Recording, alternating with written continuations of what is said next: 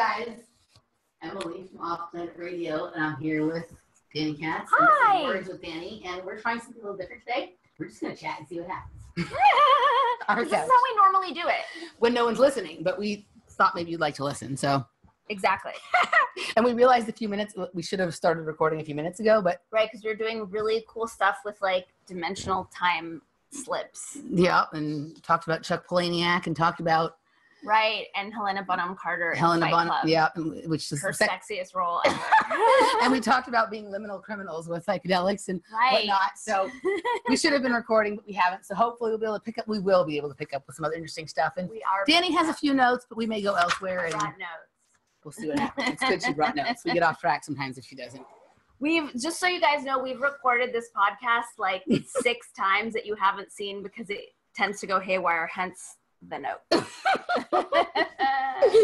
Yes, we try 3 times for every one we get out. That's stopping after and this today. is our 3rd, right? Yes. Yeah, and then it's a whole new thing. Then it's like every time we just get it. Yep. All right, so let's start there and see where we go. Let's not feel confounded by that. Okay, yeah, so we're not bound by this. And I just do want to do a heads up that I'm fighting a virus and we're hoping that my brain is going to kick in. But we're living in a toxic environment and this is what's happening. Yeah, fingers crossed. Okay, so where I wanted to start was I am getting really weirded out by seeing all the feminists fighting sexism and not understanding that fighting is a masculine distortion and a tool of the patriarchy. And that is so absolutely nutty to me. Right. And then seeing from there, like the idea of masculine left brain thought versus more feminine right-brained thought patterns. And so this goes into my whole, like the t-shirt I've been wearing lately that says the future is integrated because I get so annoyed with the whole future is female thing. And so sort of wanting to contextualize the return of the divine feminine once and for all, because I get so much criticism on the videos that I put out that when I say feminine, people think I mean women, and when I say masculine, people think I mean men. Right. And the actual return of the divine feminine that this planet is really crying for isn't about like women in charge. And it's not to say it isn't about women in charge, but it's about bringing feminine energies back into that's what femininity and masculinity is about. It's both of these energies exist within every person, whether you're a male or a female. And rather than trying to like turn these into like outward expressions of gender and this and that, why not just start to become balanced and comfortable with both things existing inside and not having to sort of push one way or the other with that. Exactly. And it's even like, I don't even see it as a luxury of like, why not try this thing? It's like, this is, if we want to save this planet and like keep the species going, like this is the task at hand. Is to like integrate feminine and masculine into right relationship. And that's not like a set proportion that's going to be the same all the time. It's like being in a constant dance and relationship with them, which means we have to know what we're talking about. And so the other piece of that is like reason and logic. Versus emotion and intuition. And from my point of view, where we've gone off track as a culture and as a species is in putting too much, this is the brain thing. So putting too much emphasis on reason and logic. And it isn't to say that reason and logic aren't amazing, but it's also like, human beings have been an emotional and intuitive species for hundreds of thousands of years. And reason and logic only really kicked into action in the past 20,000 years. Like that's relatively new. And it's great. And it's given us all these advances in science and like cool ways of inventing things and analytical thinking and whatnot. But like, we've gone a little bit off the rails with it. Like we're leaning too heavily there. And so part of our task in coming into right relationship with our own masculine feminine is for us to get in touch with like emotion and for us to get in touch with intuition and for like the crazy people who think the future is female and that fighting for gender equality is the way to like figure this out and to like make the necessary adjustments from there. Yeah, I think that it's interesting when you were talking about that stuff. Like I had, you were talking about the dance of femininity and masculinity, and like you, I'm a female with a lot of male characteristics. What? I have no idea what you're talking about. Right? We come from the same factory. The one down there and the one over there. So I used to be in rejection or resistance or have some negative feelings about some of my male characteristics or masculine characteristics. And it made me more mannish. It made me like more out of balance, kind of. And when I accepted the masculine traits and characteristics and started to embrace them, suddenly it made me come off as more feminine. Well, and that's feminine. Right. Like accepting your masculine traits, that is what the feminine does. The feminine accepts and allows. So just by accepting it, like that's you honoring your feminine. That's you bringing your feminine like into the fold to the same extent as the masculine. Yeah, like I remember when I was going through that period of time where I was like, you know what, that shit I used to hate about myself, actually, I think it's kind of cool and it's kind of special and I like it. During those like weeks and months, I started getting even notes from listeners or people who watch the show saying, you have a softer look, like you're looking more girly, you're looking prettier or something like that. And I was like, oh, that's really interesting. Like, I always sort of wanted to be that way, but as I was fighting this other thing, it couldn't be that way. Right. And so it's, Well, and it folds into what we were talking about last time as far as like, we need to be able to accept that we have different ideas and beliefs. And like the only way to move forward is to be okay with people believing differently than we do. Like, again, that's the feminine. And it's so interesting to see these people who accept and allow. Like that, this is the return of the divine feminine. This is like what the future is female. God, it's such a retarded saying, but like, that's what I'm pretty sure it's pointing to, but it's completely maligning. Right. But it's that accepting and allowing. And that's why I love talking to people who have different political beliefs than I do. It's like, I love talking to Trump supporters, or I was having a conversation the other day with a Zionist. And it's like, yes, there's a part of me that's initially triggered, but then I go to the feminine where I go into a different place of allowing, of like, cool, like explain to me what, like tell me so that I can embrace that. If there were no Zionists, we wouldn't have anything to complain about and then we wouldn't be happy. Right? So we need to have them. Well, of course, we need all of it. Like we live in duality. Like we need resistance to see ourselves. I need these triggers to see where I'm triggered and where I'm holding on to identifications and fixed belief systems. We all need that. And what we need is the feminine, which isn't like chicks in charge, or or not in charge. Say it can't, but it's that allowing and that embracing of all these different perspectives. Right. So that's what I wanted to lead off with. Yeah.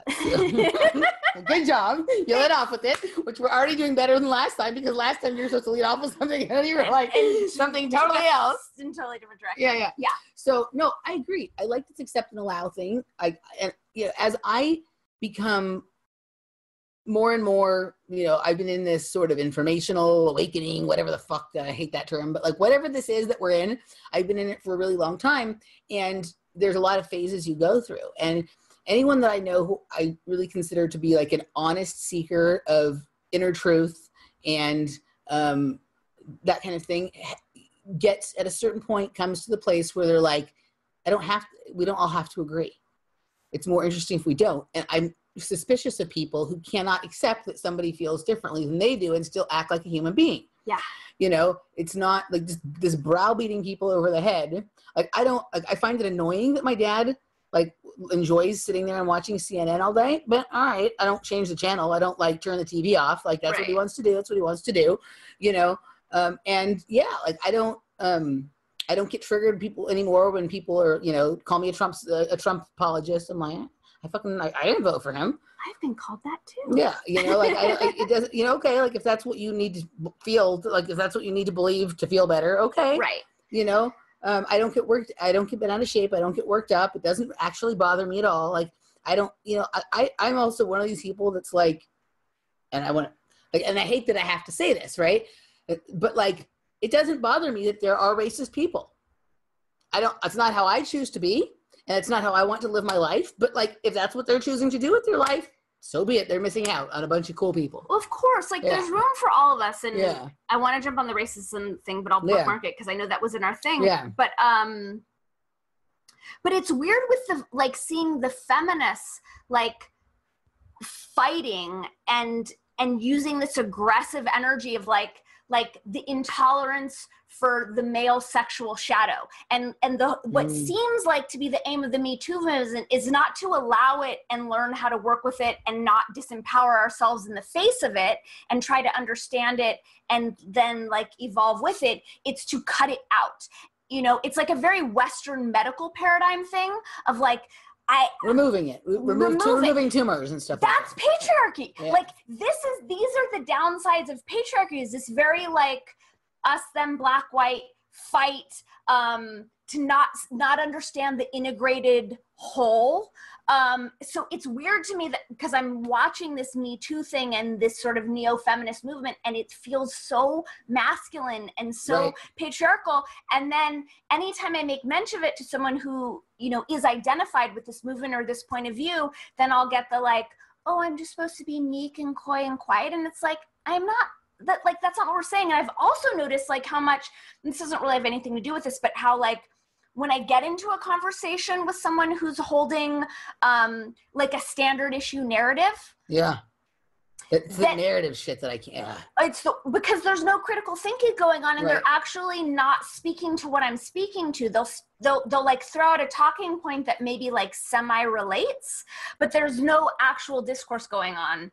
And any feminist that I've talked to about this is like so stealthily identified with this narrative that there's no space to actually have a conversation and find out like, well, what do you really think? Where's the truth? You can't even find out they don't even know what their own actual personal feelings are. They've just like been sucked into this whole narrative, right? Like I just spent a couple weeks ago, like a few days at a retreat with, you know, people who are sort of in the same information pool as we are, but like kind of a different section than most of what I've integrated with before. And it was so refreshing because these people were not married to narratives at all. There was one person there that I felt like was running a little bit of a narrative, you know what I mean? Right. But in general, like they were just like, nah, they know a lot of the stuff we know. Some of the stuff they don't, doesn't really matter. They're just observing what's going on. They feel how they feel. Sometimes, you know, it was really cool because even in my super high information crowd, it's really easy to get like into a certain narrative, whether it's the victimhood narrative or whatever it is, right? Like the narrative thing is scary. And what you were saying about the feminists being and the Me Too people being super masculine, like just look at somebody who's like super identified herself with the Me Too, and that's Rose McGowan. Okay. Like she used to be very feminine looking, and now she's like got like a shaved head and she's all angry looking, and she's, you know, like, you seen her? Some of these pictures? Yeah, I have. She's got this like super like angry masculine like kind of thing going on. That so feels weird. like a reaction to have it's twofold for being overly sexualized and objectified, but also for overly sexualizing and objectifying herself. Like that's my take on it, as well as being like a 40-something woman in Hollywood and sort of like it. I mean, a lot of her, and I don't follow her super closely, but I don't know anything about her. A lot of it feels like a reactive stance, and also, and you know, I don't want to badmouth her, but I hear what you're saying. Yeah. It does. I'm not trying to badmouth her either. It's just weird. Yeah. Like, I saw the picture of her, and she just looks like an angry boy. Well, that's so much of what like various waves of the feminist movement have been, are like women acting like men to get ahead, which like makes sense if we're going to continue to empower patriarchy. It's like, okay, if you want to play that game, then go ahead and act like a man. But it seems like, aren't we ready to leave that game behind? And especially since the word patriarchy is being so maligned right now, and you know, that is what it is. It's weird to see these women who are identified as feminists using the tools and the methods of the patriarchy. I'm surprised they haven't shut Patreon down for being too much in line with the patriarchy. Right. But also, like, I was just thinking just now, like you just said, like you and I are women who run a shit ton of masculine energy and come off as very masculine, and yet we both are notably allowing in our tolerance for other ideas, which is so super feminine. But I also wonder if that's why we don't need to like gussy up and wear the guise of this femininity, because we're embodying like an actual feminine worldview Yeah. and means of engaging the world in general. Yeah. You know what I'm saying? It's like the same way that virtue signaling is for the actually unvirtuous. If you're really virtuous, you don't need to virtue signal. Right. I wonder if all that feminine shit, the skirts and the makeup and the titty stuff, is for people who aren't actually embodying the feminine. Yeah. I'm just having this thought now. Yeah. No, especially the titty stuff. Right? No titty stuff going on here. Yeah, not at all. Yeah, not really my vibe. But yeah, no, I think that's a great point. And then, you know, and same thing could be said the other way, right? When men have to overplay up their masculinity, it's the same thing. Because they have really small penises. Yeah. So sad. Oy, okay. Okay. Oh, okay. So since we're still on the feminine thing, the other note was about the Me Too movement leading with the oppression and how, like, so I'll just speak for myself. I'm guessing your experience is similar, but like my experience as a woman is like throughout my lifetime, I'm assuming that I'm safe and equal and that everyone is an awesome person, because that's just a more fun way to go through life. And then if and when sexism or, you know, uncomfortable interactions with men present themselves, I respond to them in the moment, right? Mm-hmm. The way the Me Too movement is being led now is that people are leading with, I'm oppressed, men are assholes, the male sexual shadow is a problem. No one's using any of this languaging, but like whatever it is, they're carrying it into the room. Well, everything they do, they're expecting to have some kind of interaction. I feel like it's even beyond expecting as far as baiting. Making it happen. They kind of subconsciously want it to happen to justify. They're kind of like those people who like would say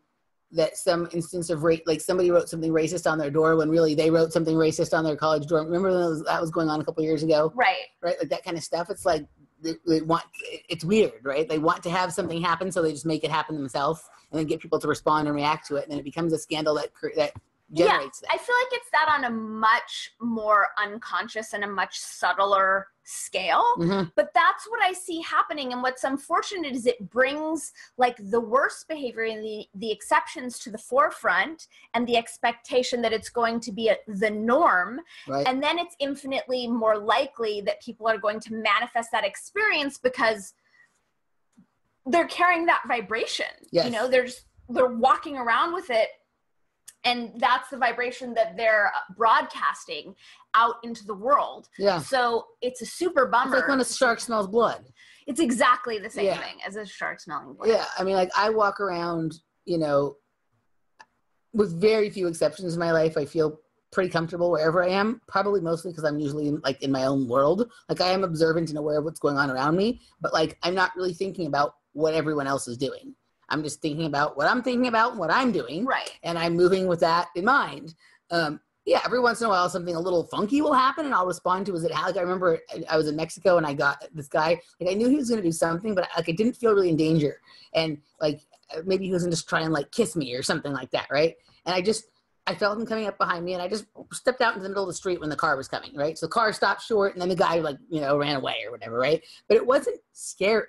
Right. You know what I mean? Like it wasn't scary. And then, you know, the only, like, I've never really had any instances of what I would consider to be sexism. I mean, general silly shit, like, you know, whatever, like, you know, but I guess I would sometimes have trouble when I was coaching gymnastics. Sometimes I would have trouble with some of the male coaches. Right. And it generally, part of it I think was because, you know, I was coaching beam and my girls were really good on beam and they weren't scoring as good on the other events and whatever. So I don't know if that was really because I was a woman, it looked that way maybe. And a lot of troubles I had in gymnastics that someone might say were because I was a woman and I was in a world of mostly male coaches could also have been explained away by the fact that they were mostly Christian and conservative and Republican and they had that kind of problem with me or whatever. Right. So like the only thing I've ever really felt discriminated against about is the fact that I don't believe what everyone else believes. No, I'm very similar, and I think it's also tricky with you and I because we're so outspoken. So it's like, is it is it the woman card? Is it just that I have a big mouth? You know, but Yeah. I'm the same as you. Like, I've never felt unsafe. I've traveled all over the entire world by myself. I've walked in shitty neighborhoods at 3 a.m, and it never occurs to me that I'm not totally fine. Yeah. And I haven't had, you know, I've been very blessed that I haven't had any experiences where I feel unsafe. I'm talking about the silly stuff, like general dumb shit that every woman experiences at some time. But again, it's like, and I think that's part of it as well. Like, because I'm not attracting that to me, because that's not my worldview, and I don't feel like I'm not afraid of men, so I don't feel like a weak victim that's like unsafe in the world. And when stuff comes up, I deal with it in the moment and I shut it down. Yeah, I'm just like, this isn't okay. Yeah. So I think that's weird with the Me Too, that everyone's leading with it. And I see that, but I see people wanting that kind of drama right now to justify their outrage and to justify their victim stories and to justify all of their unintegrated trauma that they're projecting out. I don't even understand why does everybody want to be angry so bad? Like right now, there's a couple things in my life that I could be annoyed or angry about, but I'm kind of just like, because you and I do our work. Because you and I have done, like, we've healed so much trauma and so much. It's like, if you're actively dealing with your shit, then you don't want that stuff. But I mean, my analysis of what we're seeing in the world is just a shit ton of unintegrated trauma and rage from a lot of people who have not done their work and just want to be victims and blame everyone else. They haven't done it and they're not doing it, right? Like, not at all. You can tell the difference between when someone is doing their work and they're still having some of these like freakouts or weird stuff happen, but it's different than when someone hasn't done it and is not doing it. Completely. And that was that was one of those brain things. No, well, I was gonna go into my rage analogy, but I feel like we've kind of covered this topic and that it's not necessary to go there. Okay, should we move on to the next? Yes. Okay. Are they called the iGen? The kids who are in college right now, is that their? I have no idea. I don't either. I kind of like, I've called them the iGen, and maybe that's what. Probably because it's like, well, I mean, it kind of makes sense. Everything they have is on, like, they've grown up with iPhones and iDis, but everything's about me. And, right. Okay. How they feel. And so my theory about what we're seeing now and how everyone's like worried about like microaggressions and they're so triggered and everyone's so fucking delicate is like the millennials and below and all these humans who were brought up like not losing at tag and getting participation awards and wearing helmets on like none of these people have like cracked their skull open and had to just shake it off and deal with it, and like playing soccer where they don't keep score. So we've created a couple generations now of really thin-skinned, I'm going to call them scros because the word pussy is not the right word. But they're like little babies who can't handle like pain or unfairness or humiliation or whatever it is, which is unfortunate because that's how the world works. Right. Well, that's this whole idea, like with the stuff on college campuses of like, we have to create safe spaces. Right? Like, well, the world is not a safe space. There's no safe space. Like, you have to learn to be safe and secure in yourself. And so I remember, are you familiar with Simon Sinek? Only I think I've heard you say his name before. Right, because I have a super crush on him. But he's super... She has a crush on Simon Sinek? Simon Sinek. Simon Sinek. Sounds really nerdy. Okay. But the reason I bring him up is because he's mainstream. Like, he's not really in our, like, fringy world. And he did this video, which if you look it up on YouTube is like one of the most important speeches you've ever seen. So I'm mentioning him because it gives legitimacy to my theory. And his thing was like, hey, millennials, we fucked up with you and we've made you too soft and you expect the world to bend to your contracted comfort zones. And that's a bummer, but now you need to get over it. And that's what I'm seeing with everything that's going on, and a lot of it does seem to be coming out of the college campuses, is like, we messed up. Like, you're a generational experiment, just like, there were other generational experiments that went awry. I should probably come up with some examples. We'll come back to this. But instead of kowtowing to their contracted comfort zones and like trying to shape culture into like some weird demented pretzel so that these people with contracted comfort zones can have safe spaces and like not be triggered, I feel like the smarter move is to acknowledge like, yeah, we fucked up. This is an experiment gone awry. Go back to actually ascribing points and scoring and winners and losers in sports and activities and schooling. Chalk it up to a lesson learned, and you know, help these people get some tools to thicken their skin. Can you imagine? So, for those of you who don't know, Dani and I did gymnastics together when we were younger, and I'd say we had the most authoritarian gymnastics situation in our area, in our local area. Yeah, because we had an Austrian coach. Coach, right? Like, you know, very, you know, harsh. Eastern Bloc kind of stuff, very harsh and just temper.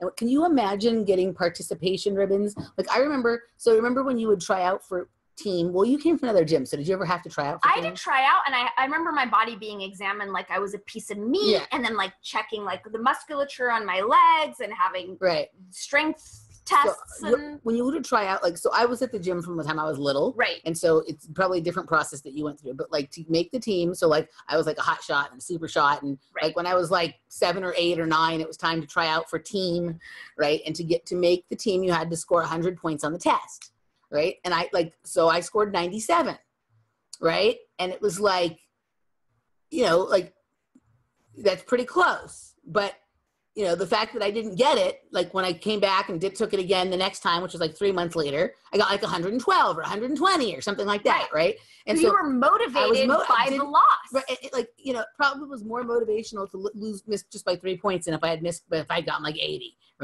So, but that's important to have those big losses, those little losses, you know, and like, I don't think, I mean, there was not participation ribbons. Like you got first place or 5th place or whatever, but there was not like, here's your ribbon for participating. No, and it's also like you have to lose so that you can learn the emotional tools to be able to deal with loss and to be able to like learn from your mistakes and to motivate yourself to like get your skills up to par to do better next time. Instead of like whining that it's not fair, and just whatever you do is okay, and just like whatever you do is okay because because it's you and you're a special snowflake and you participated. It's super gross and it's weird, like because I was flashing, you know, I was looking at like the Evergreen situation with Brett Weinstein, and then I just saw something with Christina Hoff Sommers talking about like whatever nonsense at Oberlin, and like the kids in the front row having their mouths taped, and then there was a room set up for like the triggered people with like puppies to coddle the people in the audience who were traumatized by the microaggressions. I don't know what you're talking about, so what was going on and why were their mouths taped? They were protesting what she was saying, whatever she was talking about, which was basically, I don't want to go too far into it, but like basically the women who were saying that whatever she was talking about, where she was either defending men or criticizing feminism, this new way of feminists who are pretty much infantilizing women, that like all of that was like triggering them and traumatizing them. And so there was... And they had their mouths taped to be like, this is what you want us to do, shut up? Is that why they had their mouths taped? I'm not really clear. She wasn't actually clear on it. Okay. It was a Dave Rubin interview, and she did, like, it actually wasn't clear why these people had their mouths taped. Okay, here's the brain thing now. I'm not really sure where I was going with this. So you were talking about they like these kids like were triggered by it, and then there was like a room with puppies for them to play in or something. Yeah, it's like nuts just how thin skinned they are and how like they don't puppies guys like there was actual like horse therapy or dog therapy, like someone traumatized. For hearing words and ideas, which I would hope you're hearing words and ideas that challenge your worldview. At college, that's the point. That's the point of college. This was my point, was that professors and people who are our age are kowtowing to the children instead of... Because they're afraid they're going to lose their job. This is the problem. Yeah. Instead of being adults and telling the children, like, you're actually off, and modeling for them and mentoring them to having thicker skin and to understand that the world isn't fair, instead of, like, playing this make-believe, it's not going to work. Like, at some point, these kids are going to, like, get out into the real world and be slammed. And, like, the analogy that I had made to you when I was emailing you about this was like, so one of our generational experiments gone awry was like the thalidomide kids in the 70s, where they gave pregnant women thalidomide and then they gave birth to children who had underdeveloped arms. So if that happened today, there would be like protests and they would like force H&M to like put out a fashion line for thalidomide children, lest we be able, do you know what I'm saying? Like that's the climate we're living in today. Instead of acknowledging our bad, we fucked up, the human experiment is not safe. It's not secure. It's unfair and people get fucked and we learn from our mistakes and we have to move on. But what we're seeing in this cultural climate is everyone sort of bending to the metaphorical thalidomide children and like reshaping the world into these odd sleeves instead of acknowledging like, we fucked up, we need to course correct and you guys need to toughen up. Yeah. That was a good conversation. Yeah, no, I think, you know, like that, you know, we all can get into poor me sometimes, you know what I mean? And it's not that like you have to be like tough and on it and stuff all the time, you know, but like that's for like your own, like that moment is for you with your people around you who love you, not for acting out in the whole world and getting the whole world to bend to that. That's the thing. It's like asking the world to completely reconfigure itself for some contracted comfort zone. But that's what the I generation is all about, because you have people with their devices who they arrange to only get in their newsfeed the things that will make them feel good, or the things that they agree with, right? So these devices and the way that what is it called? What is the technology that the guy who created Reddit? It's Aaron Schwartz created the technology that runs Reddit. It's basically where you can, like, you know, curate what you want to get. So you only see what you want to see. Mm-hmm. So they want because their whole world exists in here now, that they assume that the world out here is also going to choreograph itself in that same way. And this is why I don't understand, because those of us who grew up in regular analog times actually know better in this instance. So it's very frustrating to see the grown-ups who come from analog life completely compromising their integrity and their critical thinking because of fear of pushback or fear of lawsuits. Like, it's gross. Like, I'm really bummed out at those people. And I was just thinking back to, like, when I was in 4th grade, I had a teacher who actually was, I used to call him a chauvinist. And I actually was treated unfairly because I was a girl. Like, I was a gymnast, I was an athlete, and I was always shoved in the outfield in kickball. And that pissed me off to the point where I started my first revolution. And I, like, you know, gathered all the girls together and, like, all right, we're all going to sit down at this moment and refuse to play. And, like,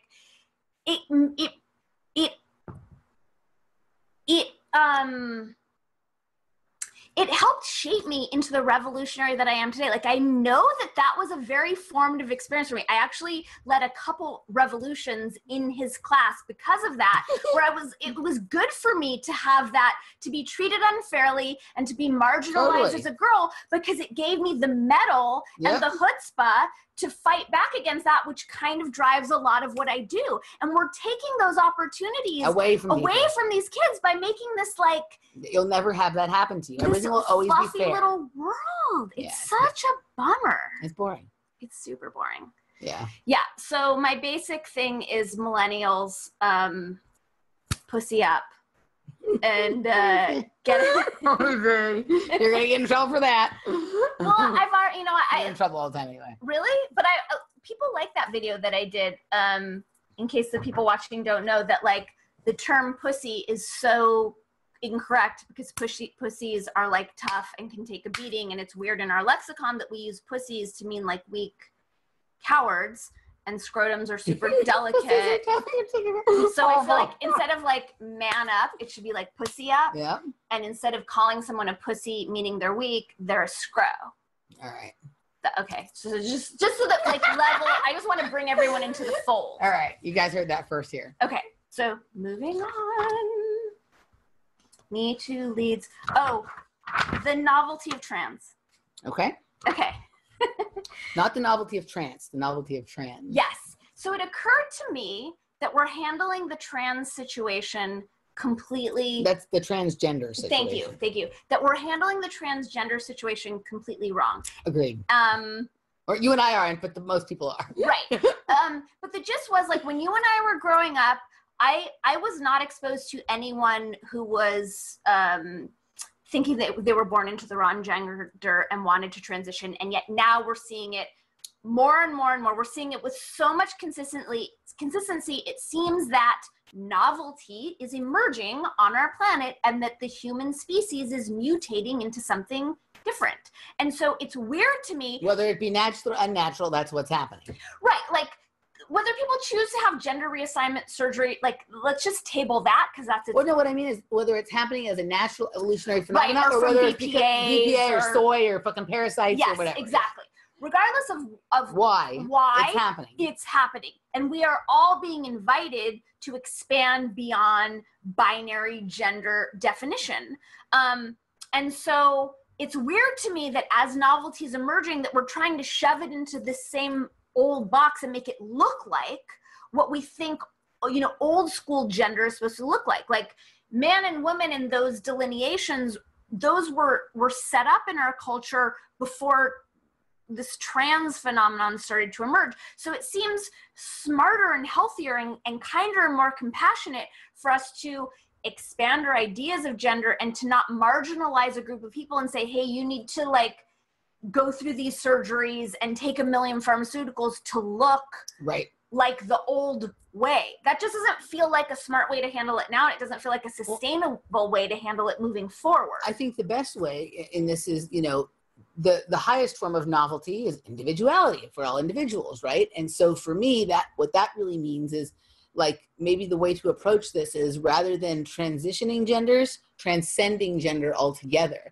And just everybody is their own unique self that has masculine and feminine qualities and characteristics in whatever balance works best for them in their life. So according to that, would it work for you if, like, in this moment, I'm Dani, a woman, and then I meet you for dinner tomorrow, and all of a sudden I want you to refer to me as, like, he and him, and I'm a dude? No, I just be the most, like, unique Dani you can be. And if you show up one day in a suit and tie, cool. If you show up one day in a skirt, cool. Whatever, like, you're doing your thing, and, like, you're Dani. So you mean, like, let's get away from the labels, and let's get away from the labels, but also just, like, you know, this idea that, like, oh, this is what a girl is supposed to look like, act like, feel like, behave like, you know, whatever, all that kind of stuff, right? And just, you know, we are all human beings. We have all of these things inside of us. Let each one of us express them in whatever way we see fit at that time, in that moment, and not expect everybody else to bend themselves and contort themselves around to what we're doing at that moment. Be your fucking self. Who cares what anyone else thinks? I know. Well, I mean, I totally agree. And I feel like that goes, like, transcending gender. Like, I just want to transcend all identities. Yeah, all identifiers. And so other than who you are. Because they're a cage and they're a box. Have a personal identity that you are creating, that you can mold and transition and transform over time. You know what I mean? And that is not being described or narrated by anything outside of yourself. Be the author of your own story. Your body and your life is your canvas. Make art. Right. Ooh, I like that. So yeah, so the gist was novelty is emerging. We're not handling it correctly. And then the last place I wanted to go on that topic was that conversation has become so loud, and it's become pretty well established that, like, if you're an open-minded progressive person, that we're going to expand ourselves beyond binary gender roles. Okay. So, okay, we're all being invited to embrace that reality, that paradigm. Why can we not embrace the idea of evolving beyond binary political parties? Yeah. Because that seems to be, like, a really limiting cage right now, that we're stuck with Republican, Democrat, especially given the clusterfucky chasm that even within that, and I just thought of, I'm sorry, I didn't mean to interrupt. No, go ahead. But even within that, like, the trans people are not allowed to be Republicans, right? So they only can't. They're black people, right, and black, right, and women, right. So it's interesting, even though, okay, we say like we're stuck in that binary thing, but it isn't even really binary. You have to be the one that your situation sort of ascribes you to. It doesn't even give you the choice of one or the other. There's no transitioning. Well, I mean, you must get it all, because I know I get it a lot. People are shocked that I don't identify as a Democrat. I also don't identify as a Republican, but like based on the, you know, the boxes they can check and how I physically present myself, like people are completely thrown if you're not embodying the box that they want to shove you it's in. less for me now that like, I get less of that. I don't know if it's just because like I have a public forum a little bit and I'm more outspoken. I don't know if it's that, or if it's just people don't really know what I am, and so it doesn't matter, you know. I'm not into any of it. I don't think one is preferable to the other. I'm, you know, completely outside of all that paradigm. But more people seem to be mad that I'm not a Democrat than mad that I'm not a Republican. Well, of course, of course. So I'll say that. Like the Republicans don't care that I'm not a Republican, but the Democrats do care that I'm not a Democrat. The Democrats are so weirdly fixed in the mind right now, stuck on a lot of things. But what brought it up was when the whole walk away movement started, and you were instantly like, I'm suspicious of that. All for good reasons. And I had thought, like, when I first was exposed to the walk away movement, I thought, amazing, like people are walking away from the Democratic Party. Fantastic. I didn't realize that they were bouncing into the Republican Party. Like that's where I was like, wait a minute. So it's just this, just swinging you from side to side. You're just feeding the matrix regardless. But it's like, that's where I was like, given how fucked up the Democratic Party is right now and how much, how fragmented it is and how much disagreement there is, it seems that we're primed and ready to create a third party. And then there's this overarching narrative / program that we can't have a third party. And it's weird, like, so we as a culture are being invited to move beyond binary gender, but we're still stuck in this regressive, either you're a Democrat or a Republican, we don't have any other choice. Yeah. And given that the Democratic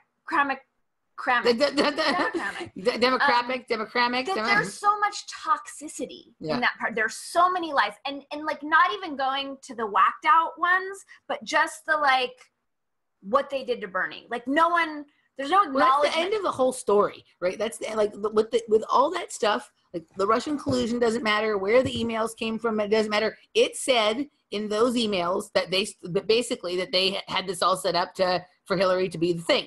Nobody said those weren't their emails, right? So that's the whole end of the story. Like you don't have to go into any further kind of stuff to know that the shit is not kosher at the deli. Right. Yeah. So not going into the Pizzagate pay story that people may or may not buy, like it seems like there's enough toxicity and enough like scuzzy grossness happening in the Democratic Party, not to mention the infighting between the Democrats right now, that it just seems like it would be really smart to create a third party. And it also seems we're being invited to go as a species in general to we can have 97 genders, but only 2 parties. Yeah.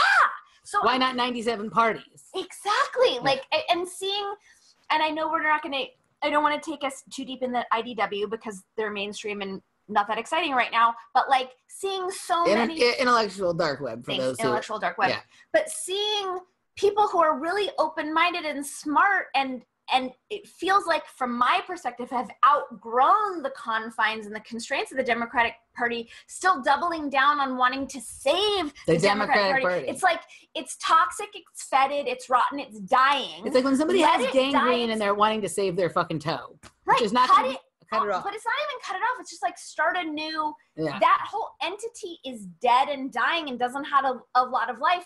And given how many people are walking away from the Democratic Party, like it just feels like such a great moment to start something new, especially since I don't see the Democrats talking about any brilliant solutions. They're still whining about everything they hate. So can you believe we're still talking about this shit? It's been 2 years. We're still on Russian collusion. Can't with the no evidence. And this is what I want to know is what on earth would they talk? Okay, so if you said you can't say the word Trump or the word Russia, Nazi, or the word Nazi, what would they talk about? They're like all the news media would go out of business. I know. And then but let's censor 3 words. Russia. I'm not for censorship at all, but those 3 words. Oh my God, this is the perfect segue into the next section.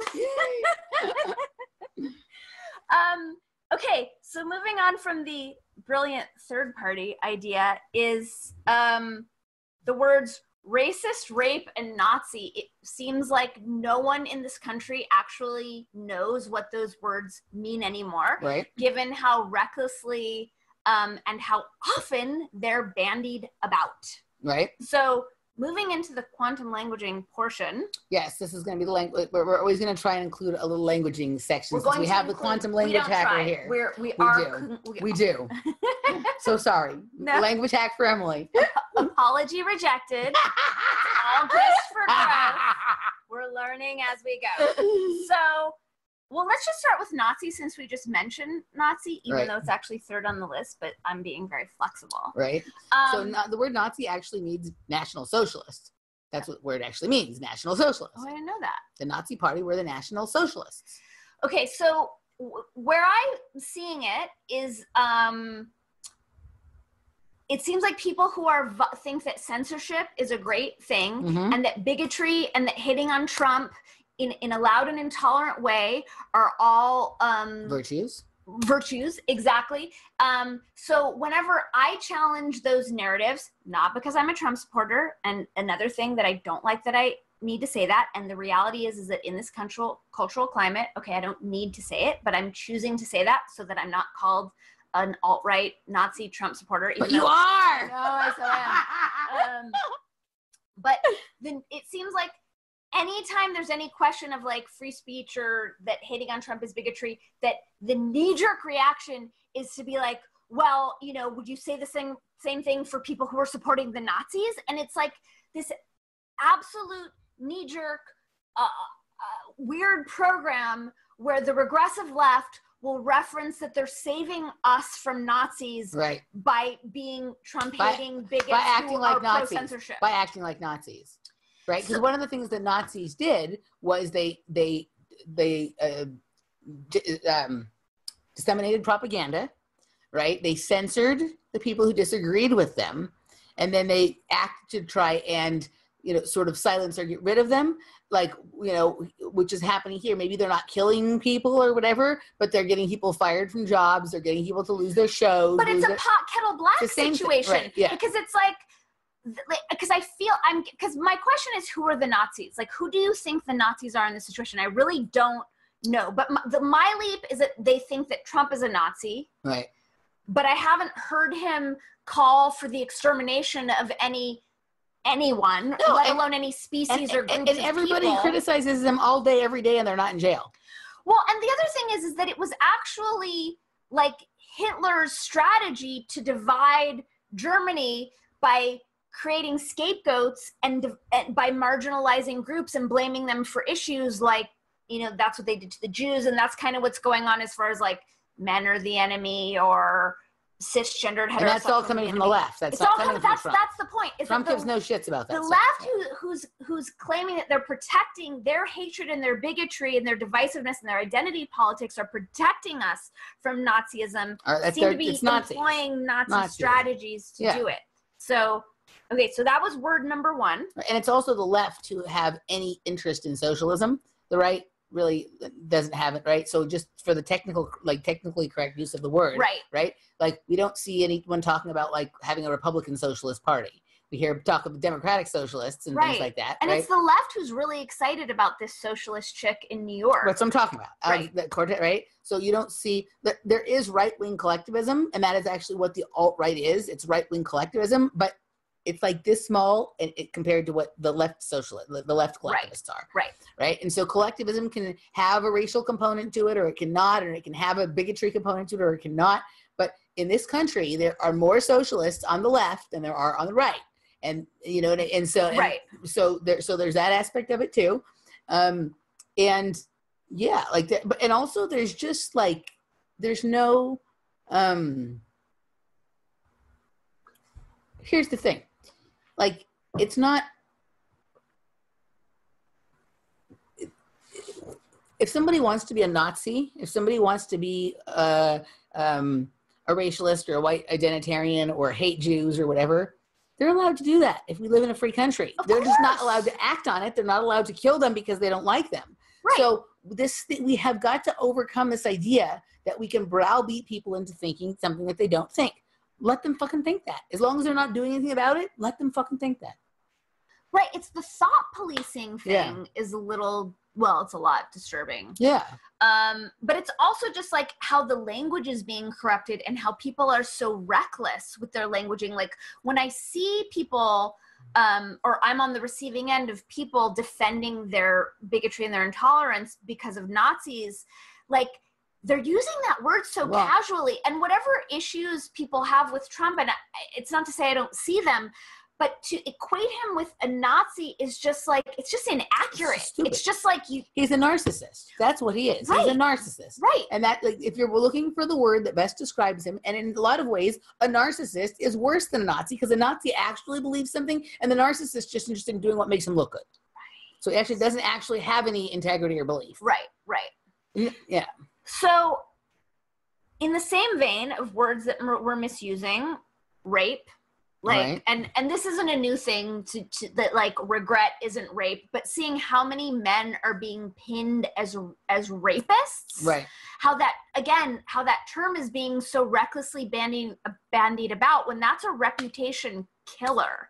Like that's something that I would like us to be a lot more responsible with. And then hearing these, and again, this isn't super so that we can actually take right action when that's actually the case. Well, because it also feels like it's disrespectful to people who've been raped, who've actually really been raped. Mm-hmm. That like, oh, I had sex with someone and a week later I wish I hadn't, and I've been raped. Like, no. That isn't rape, and calling that person a rapist is a problem, and is like, and then like misuse of justice, and like just all these sort of tributaries and tendrils of misuse and wasteful resources, and like I'm gonna defer to the brain being a little weird right now, and I'm gonna pull back from this one. All right. But the other word is racist and racism, and that one's really, really well. They're trying to change the definition. There's people who are wanting to say that it's power. It's power. It has to be racism has to include power and privilege. Well, I thought that's always been. No. So like people have been misusing racism to think that racism is just like you don't like somebody because of their race. That is racism. That's it. Right? It's not. They say that black people can't be racist because they don't have power or privilege. That's not true. Right? They're not authoritarian because they can't. They're not in a position of authority. You can say that okay, like there's more white people that are authoritarian or something, but not even really. They can't even really say that. Like that isn't. Racism is simply not liking someone because of their race or not wanting. Yeah, that's it. It's nothing else. It's and bigotry, power privilege shit is bullshit. That's playing out in the realm of race. Yeah. But also the way I'm seeing it is in taking specific actions or, a dumb tweet or a stupid joke, and all of a sudden that person is a racist. Right. So that's something that's really like Roseanne Barr, like the thing with Roseanne. Completely. It's like conflating like an stupidity with racism. An off-color tweet. Yeah. And now her reputation is that she's a racist. Now like that's her.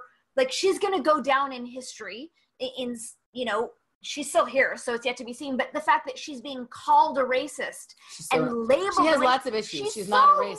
A racist. And I don't know about you, but I've been called a racist a bunch of times because, for my videos and my thoughts and whatnot. And it's just like, that's just so fucking inaccurate. Yeah. Like, and I don't like this trend of stapling identities based on dumb behavior. Like Jesse Jackson called New York Hymietown back in the day. Right. His reputation isn't ruined. He's not labeled an anti-Semite. I would doubt that that's on his Wikipedia page, but like right now, that's everyone's number one thing with Roseanne. People love to give that to Trump and all the other people. And just like, my general point is the misuse of these words, and it's and misuse of words that really damage people's reputations. Yeah. Is bumming me out. Well, nobody actually knows what anything means anymore. I know. So stupid. Yeah, and the one that bothers me is the way people throw around the term fascism. People like think anybody who's like, like they think that, believing something different than what you believe is fascist, right?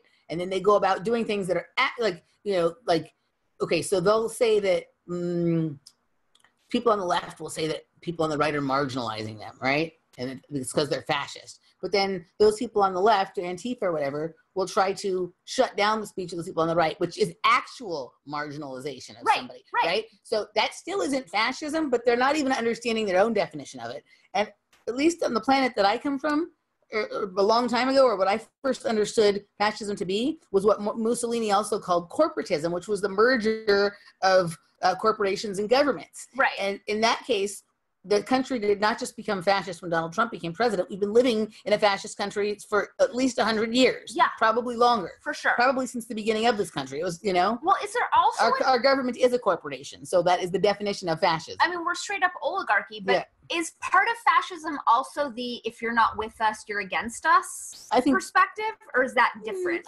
I think that can play into it, but that also can be the same thing with, communism or whatever, whatever. Right. So I think that's just, that's tribalism, kind of groupthink or whatever. Right. Yeah. I mean, I was accused of going back to racism. Like when I posted my thing, which was how you and I ended up getting back in touch after the election, when I was like, hey, attention everyone, calling anyone like a disgusting, sociopathic, misogynist, like that is also hate speech. Like, and that was what had people calling me a racist. And it's like, do you understand what that, again? Right. Basically, anybody who disagrees with you is a misogynist, a racist, a fascist, a Nazi, or whatever. Right. And that what you're saying is like calling them that is actually hateful. It's also just inaccurate. Right. I'm talking about like the vibrational frequency of the words that are hateful and that allow us to dehumanize one another so that we can do shitty things to one another. Right. That is hate speech. Well, it's okay to punch. It's like that. It's okay to punch a Nazi thing, right? It's not okay to punch people unless they're a Nazi, and then it's fine. It's exactly that. Yeah. So this is crazy. I got a text from a girlfriend last week that was like, hey, we're taking my dad off life support. I know you're tapped in. Would you like say some prayers for him? And I was like, of course, no problem. And then there was a follow-up text as far as like how she was feeling about it. And she was like, he really is a good man, even though he's a Republican. Like that has anything to do with it. It was like, what? Have we gone this far into the outer limits that like, oh, I wouldn't pray for your father's blessed, graceful past? Like that is so cuckoo to me. And like she's lovely and like part of it was like cheeky and joking. I understand like we all get weird around death and make jokes to make it okay and whatnot, but it was like, wow, like in the same breath as this ask and dealing with like taking her father off life support, she actually thought to put that in. Like it was just but that's because of what's going on right now, that is so close to the forefront of people's minds that when their dad is dying, they're having confusion about whether they're good or not because they're a Republican. Right. Okay, so I think that does it for this section, but I'm just gonna, there was the linguistic viruses. And just the other thing, I just want to throw this in just because we mentioned the Roseanne Barr thing, that like within the 24 to 48 hours after she posted that tweet, that story, like when people would relay what happened, it was always attached to her career is ruined. She'll never work again. And I didn't understand how that was a logical leap. I didn't like, that doesn't have to be a career ruiner. That doesn't have to be that she's destroyed. But the fact that no one could tell the story without tacking that on. They want people to be fearful of saying anything, making jokes, of saying anything, because they want people to go, oh, if I say something that isn't totally politically correct, my life will be ruined, so therefore don't say anything that isn't totally correct. But I'm also wanting people to start to understand how the propaganda machine works and how social and cultural engineering works. And if no one said that, that might not be the case. Right. But also, like they've been doing that with her whole career. Like, I know. Her career has been ruined, and she was gonna like burn in hell 1,000,000 times. She's still here. She's a cockroach. She'll never die. Do you think it was because I've also heard people? I think she's awesome. Do you think people? Because I've heard two stories. One, it's because she's a woman, or it's because she's a Trump supporter. But I mean, she wasn't always a Trump supporter. She used to be a Green Party person. No, I think it's just because she's. I don't think it's either. I don't think it's because she's a woman or because I think it's because she's an easy target, because she's a flawed human being, and she's been open about being a flawed human being. So she's an easy target. Well, and I think also because she doesn't kowtow to the status quo. I think because she's a wild card. I think it's because the Matrix can't wrangle her. Nope. She's free range. Yes. Yeah. Okay. Glad we worked that out.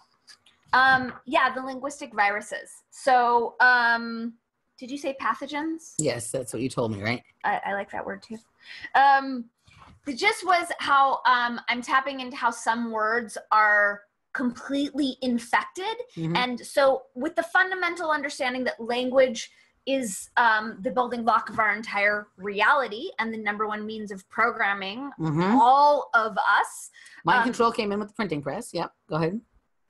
Ooh, will you say more about that though? So, like, you know, that's basically how, I mean, before that, languages were sort of, you know, you couldn't disseminate information in the same way you could once there was a printing press. Right. Right. There was no mass dissemination. Right. It was like not being able to spread a virus until you had vaccines. Right.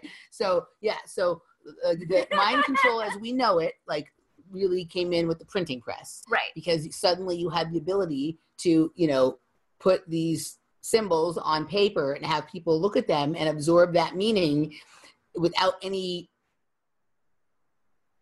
I mean, there's context from the other words around it, but it's different than when you like vocally pass a story. Well, it's also, you just have access to so many more minds. Yep.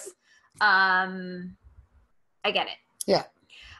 So I noticed that these days when I hear the words privilege and entitlement, I have like a full body revulsion. Like cringe, yeah. Yeah. And so I'm realizing that those are severely infected words.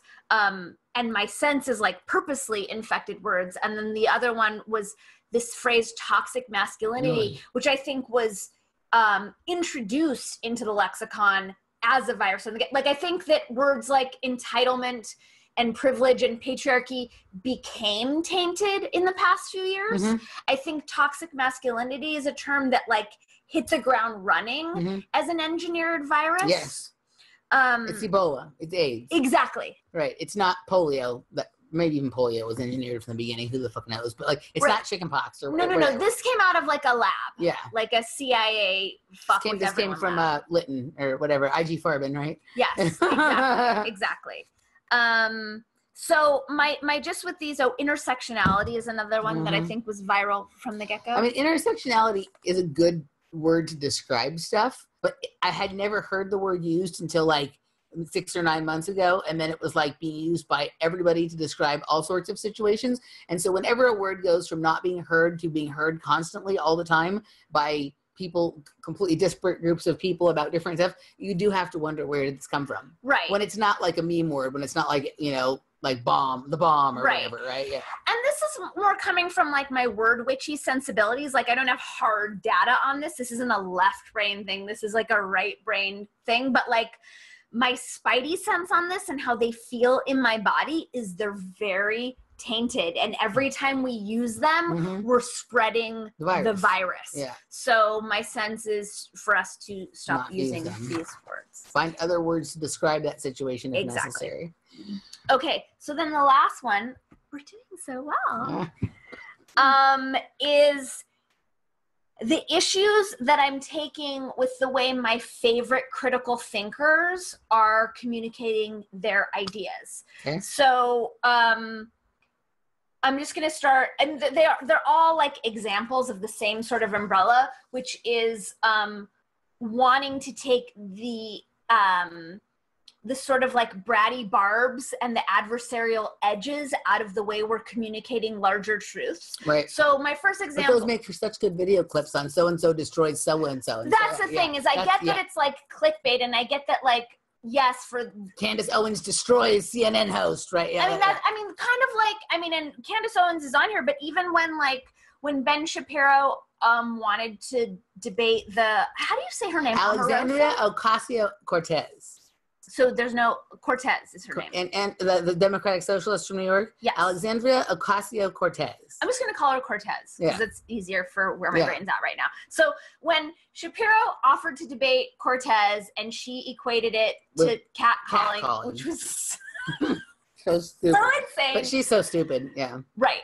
But everyone was like, he would destroy her, and exactly what you said, like Candace Owens destroying them, and then seeing these people like that. So then that's why they want to see it. They don't even care about the information coming from. They just want to see him destroy her. Exactly. Yeah. And then but then seeing like, and Ben Shapiro, as I feel like he's kind of always been like that, and like Candace Owens, when she started doing her videos, obviously she was edgy and controversial, but seeing how it's like taken on, like where I'll watch a video or see one of her tweets where it's like, yes, your point is spot on and smart and you're right there, but then she'll have to finish it off with the like, you know, liberals are stupid, or like I wrote something down where she was like, Cortez is an evil psychopathic bitch, care about real issues or shut up. And it's like, okay, you'll say something smart and then it'll be with like, care about real issues or shut up. That's how you know that they're all players in the game.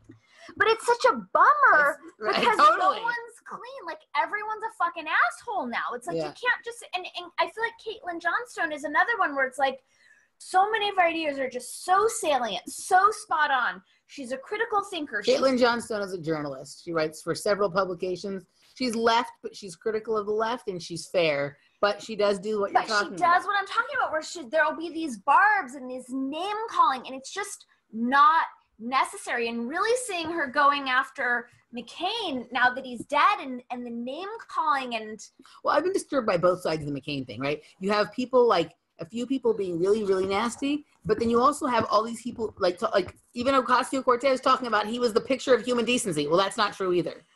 Yeah, I mean, it's weird when people die, again, and now I'm realizing this is coming up for a second time, like, we do have a tendency to put people on pedestals, but it's also weird to just completely shit talk, and I just I want us to get like, it's dehumanizing. The name calling and the shit talking allows us to behave in ways that are not okay. Like, it allows us to enact violence. That's what allows us to kill other human beings. So it's really disturbing to see people who have the benefit of like a more expanded perspective and some real deal critical truth, and then sullying their truth and their ideas with this shit. Even Jordan Peterson, who I don't, you know, I don't have him on a pedestal. I see a lot of what he's doing is flawed, but his whole thing of like this dig with the regressive left and having to angle everything against the left. It's like, just let your ideas be their ideas. And why do you have to position yourself as being against anyone and having to otherize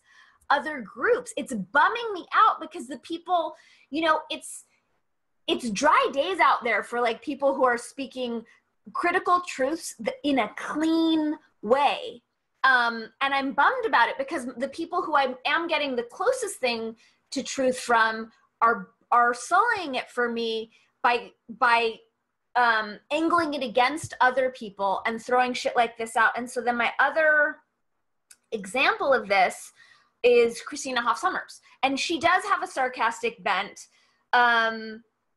But I'm bummed with the sarcasm. I'm bummed that like sarcasm is this thing that we've elevated to this like humor.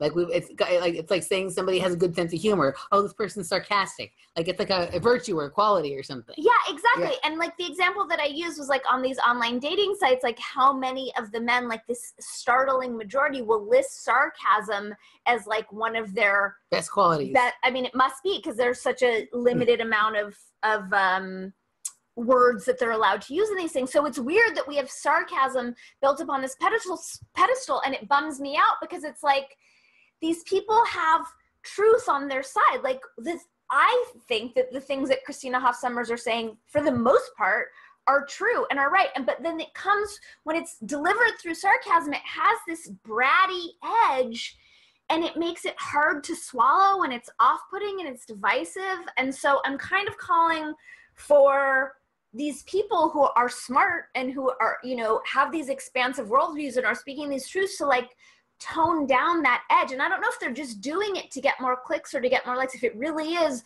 just a social media internet thing that we're seeing. Do you know what I'm saying? Yeah.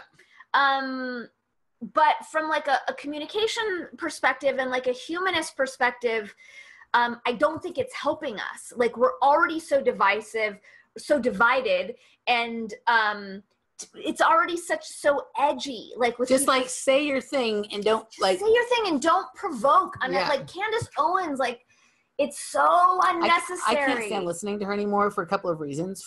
Since she's become a conservative? Well, no, I mean, whatever. I don't care. Like, she, because of what you're saying, but also there's something about the way she speaks. She doesn't like, I don't even know what the word is to say, but something about the way she talks, the way she says her words, she like doesn't finish it. Like, I don't, she doesn't, this is going to wander off into really weird territory, but it's like she doesn't complete the mouth motion correct. I don't know. I can't listen to her. Her words blend into the next words. She doesn't finish her words. There's like a laziness about it. She's just like. Yeah. It's more present sometimes than others. But it really bugs me. I mean, it's kind of like my thing with Camille Paglia. They're like, okay. It's like, it's to the point where like, it's very hard for me to listen to her because of that unfortunate tick. Yeah. But yeah, I mean, Candace Owens has shifted quite a bit. I mean, she looks ridiculous now too. She looks like a politician. She looks like she's getting ready to run. She is. She looks like she's getting ready to run for. Of course she is. You know, she looks like she's going to be appointed to the State Department or getting ready to run for a president or something. I mean, I don't fault her for it. It's a smart. I do fault her for it. It was more fun the other way. Oh, it was more fun for us because we're not identified with a right or left. It's going to give her a very interesting career as a right-wing politician. Like, I don't agree with it. It's not where I would want her to go. I was more of a fan when she was woke black girl. Yeah. Before she's whatever she is now. When she was red pill black. Before that, she was woke black girl. Okay. But I don't fault her for it. She's a young woman. She has this incredible opportunity. Great, go to town. Be our first black woman president. Like, I like her less, but she can do whatever she wants. But it bums me out to see this style of communication. Yep. And I would like it to stop because I don't think it's helping us as like a culture, as a nation, as a humanity. And that's all I got. I agree. All right. Well, is there anything else you want to cover? No, I think we're good. I think we got some good stuff. And next time we will make sure we hit record before we talk about all the fringy, weirdy, the fun stuff that we missed. Because I was like, we're just having a conversation, and I was like, oh, we should have recorded that. That could have just been the show, but this was good too. But before we go, we just wanted to ask if there's anybody out there in the Los Angeles area who has any video or sound skills who would like to hang out with Dani and I for an afternoon once in a while to make this better. The lighting would be better. The sound, the setup. Would be yeah, all of it. Some camera skills, something like that. So and if you dig us and want to play with us, help. Yes, help. Anyway, all right, so cool. So we'll be back soon with another episode of Words with Dani. And thanks for listening, guys. We'll see you next time. Thanks for tuning in. Oh, tell them where they can find you. Oh, they can find me at danikatz.com, and then you can click through there for all of the various things that I do and offer. And you can find me at offplanetradio.com or on Facebook at Emily Moyer. See you next time. Bye. Bye.